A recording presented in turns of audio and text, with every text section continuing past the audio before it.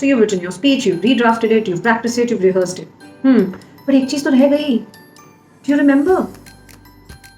You forgot to think about the props. See, a speech is also a visual representation. Presentation भी हो तो भी वो एक visual representation है ना. अब हर एक चीज बोलकर तो नहीं हो सकती है. What are you going to do to make it more substantial, make it more trustworthy, make it more connecting? Well, इसके लिए you have to think of the props that can support your speech or your presentation. They can be visual aids. किसी भी तरीके के AV aids का use कर सकते हो आप लोग.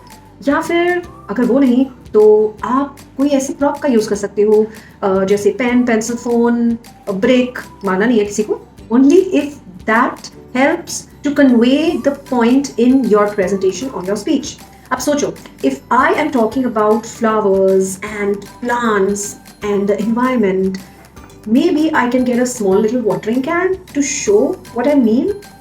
Well, if this supports my speech and my theme, why not? So your prop can be anything. So think about it. What is it that you can add to support your speech or your presentation, and do right how it elevated the experience of your speech.